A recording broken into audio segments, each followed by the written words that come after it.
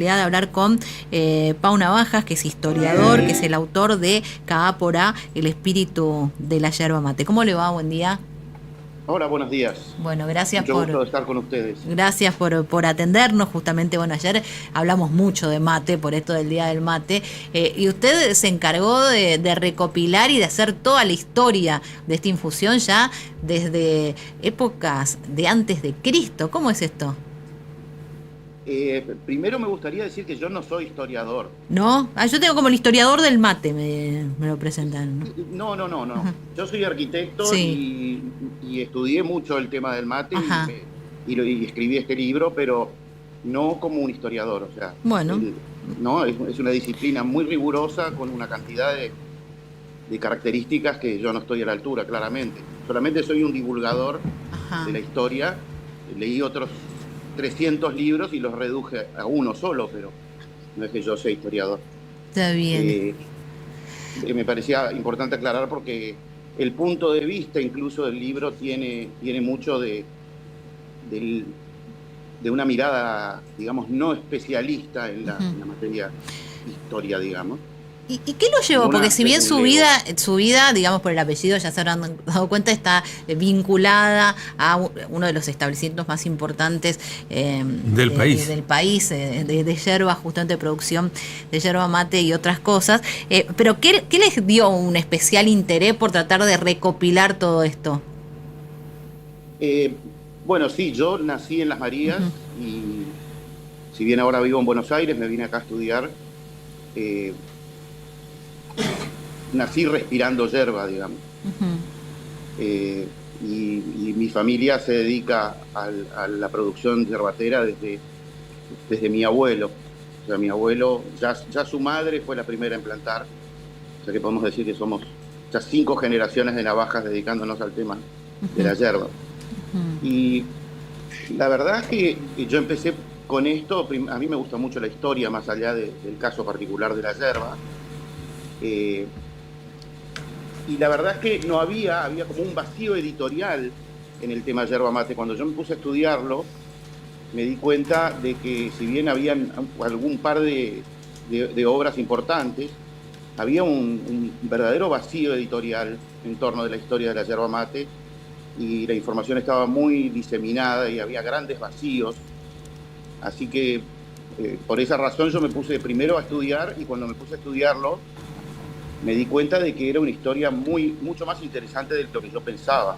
Claro. ¿Y qué fue Por- lo que, o sea, algún hecho, si bien todo está en el libro y son varios momentos como una especie de cronología, qué fue lo que más le llamó la atención a la hora de decir, esto es distinto a lo que yo pensaba o es mucho más profundo de lo que yo creía? eh, y bueno, yo suelo decir que cuando me puse a estudiar esto es como un paleontólogo que encuentra un huesito de un dinosaurio y dice, uy, qué lindo huesito, yo lo voy a desenterrar. Lo que pasa es que cuando lo desentierra se da cuenta que ese huesito está conectado con otro y ese otro con otro y así sigue excavando y se da cuenta que encuentra un dinosaurio, ¿no?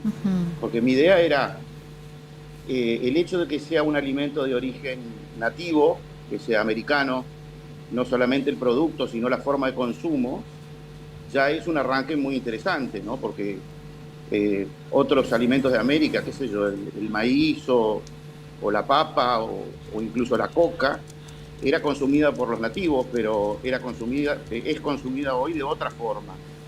O sea, lo que se heredó de ellos en todo caso fue el conocimiento de la especie vegetal, Claro, pero en el caso de la yerba no es solo eso, sino que también es la forma de elaboración que hoy respetamos en la industria moderna, es la misma receta guaraní. Y claro. la forma de consumo con mate y bombilla también es una forma de consumo nativa y nosotros no solamente la mantenemos viva esa costumbre, sino que la cultivamos muchísimo Claro. acá en Eso, Argentina, en Brasil, en Paraguay, en Chile, incluso en Bolivia. Pablo, eso le quería preguntar. Al mate que hoy conocemos, o sea, como tomamos mate, acá de los que estamos, hay dos que están con el mate acá en la mesa. Y ¿cuándo empezó a tomarse así? ¿Qué sé yo? Con agua, el agua caliente, la yerba, la bombilla, el mate en sí, el porongo. ¿Cómo? ¿Eso es de cuándo? ¿Desde cuándo se toma así? ¿Desde siempre? Bueno, ese fue uno de mis hallazgos, o sea, mis hallazgos, para mí, ¿no? Uh-huh. Algo que yo empecé sin saber y lo descubrí. Tan solo 3 años después de la fundación de Asunción, aparece el primer registro documentado de la existencia de la yerba como un bien preciado por los españoles. Solo 3 años. Uh-huh. Ya hay la herencia, digamos, de un soldado que se había muerto y escribieron las pocas pertenencias que podía tener un soldado paraguayo en Paraguay, un soldado español en Paraguay en aquel entonces, y entre las cosas valiosas que tenía un calabazo a medio echar de yerba mate. Es decir, que podemos pensar que prácticamente desde los primeros días de la llegada de los españoles a Paraguay se empezó a tomar mate. Hay registros de que los españoles incluso abrazaron esta costumbre con más pasión que los propios indios, ¿no? ¿Ah, sí? Digamos, la yerba y el mate era un producto que estaba disperso entre los guaraníes, pero no era una costumbre transversal, digamos. Los guaraníes eran grupos que iban desde Río de Janeiro, un poco más arriba, hasta el Río de la Plata, a Solís. Los caníbales que se comieron a Solís no eran charrúas, porque los charrúas no eran caníbales, en cambio los guaraníes sí. O sea que en Uruguay también había, todo el delta del Paraná, por supuesto hacia arriba, por Corrientes, Paraguay, etcétera. O sea, era un grupo etnolingüístico inmenso, con muchísimas parcialidades. Y no en todas las parcialidades se consumía el mate y se conocía la yerba. Claro, ¿no? Y sin embargo los españoles... ¿Y por qué se lo asocia al mate mucho más al gaucho que, por esto está diciendo, que a los guaraníes o a los pueblos originarios? Lo que pasa es que el mate, aparte de ser un alimento y una costumbre, es un símbolo. Uh-huh. Y como símbolo, nosotros los argentinos lo adoptamos, lo reivindicamos y lo cultivamos con mucho más pasión, digamos, y continuidad que en el Paraguay. De hecho, los paraguayos como que celebran el tereré como si fuese su infusión para diferenciarse casi de lo argentino, ¿no? Claro. Mate argentino y uruguayo. Sí, inclusive los uruguayos lo reclaman como algo más uruguayo que argentino, lo cual es ridículo, ¿no? Porque no es ni es más uruguayo, ni es más argentino, ni más paraguayo, porque es una costumbre que la tenían los nativos que habitaban todo este territorio, así que, digamos, es casi anacrónico hacer un reclamo. Arquitecto, peleamos por la pertenencia de Gardel, miren si no vamos a pelear por algo que no tenemos registro. Pero tal cual, exactamente. Y más que es nuestro. Y más que es nuestro. ¿Y tiene alguna connotación social? Es decir, ¿estaba bien visto tomar mate en, qué sé yo, en las clases más aristocráticas o no era más, qué sé yo, más popular? Siempre el mate desde su origen demostró una capacidad extraordinaria para atravesar las clases sociales. Las clases sociales sean entre españoles y nativos, mestizos, el cura, el gobernador y los esclavos, todos, y también sin diferenciar sexo ni edad, viejos, jóvenes. Esa característica del mate la demostró desde los primeros tiempos. Sí fue considerado como un símbolo patente de barbarie y fue rechazado por las autoridades, sobre todo las autoridades eclesiásticas, que lo consideraban una bebida endemoniada. ¿Cómo? Aparte, de hecho hubo amenaza de excomunión para que no se tomara más mate. El famoso Hernandarias prohibió la cosecha, el comercio y el consumo de yerba porque estaba asociado con el sometimiento de los indios. O sea que tuvo que atravesar una época, digamos, de aversión y de combate del mate, ¿no? ¿Y en esa época se consumía de la misma manera el mate? ¿Como hoy se lo toma o como hoy lo conocemos? Sí, absolutamente. En realidad los guaraníes hay registradas 12 formas distintas de consumo de la yerba, algunas como alimento, algunas como elemento de adivinación o ritual, como elemento simbólico. O sea, hay 12 maneras distintas de consumo de la yerba registradas entre los guaraníes. ¿Cómo como adivinación? ¿Así como leer la borra del café? Exacto. O sea, el payé, hay muy buenos registros. El payé, que era el chamán, leían las formas del humo quemando la yerba, se fumaba, estaba vinculado a una ceremonia de matrimonio. O sea, si bien en los guaraníes eran polígamos, los polígamos eran los jefes. La estructura, la familia nuclear guaraní es monogámica, y en una ceremonia de casamiento oficiada por un chamán aparece la yerba en infusión como símbolo de unión entre las personas y de unión con la tierra. Después hay registrado un baño, una inmersión del cuerpo en hojas frescas de yerba macerada en un caldero, como alguna terapia, me imagino, debe ser un shock de cafeína violento, ¿no? Si te metes en un mate cocido gigante.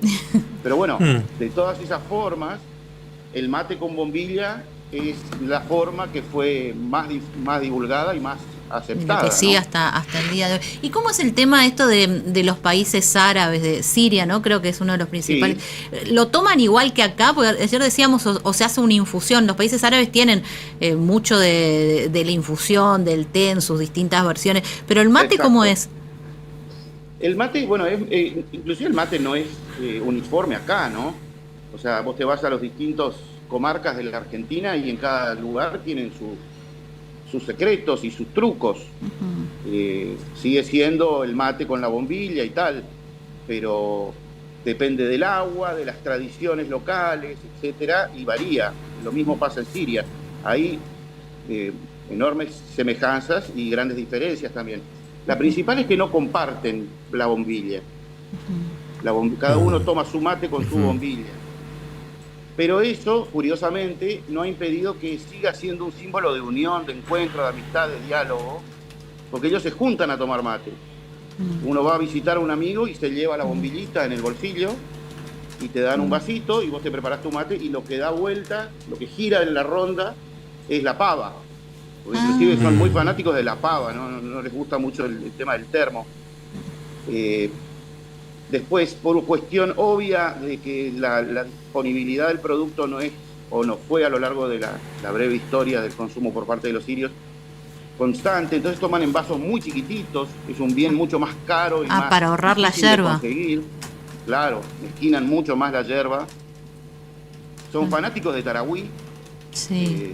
Es la yerba con más prestigio, con más trayectoria y la única yerba que se envasa en Argentina, porque los consumidores se niegan a consumir yerba Tarahui que sea envasada en Siria, quieren que sea envasada en Argentina.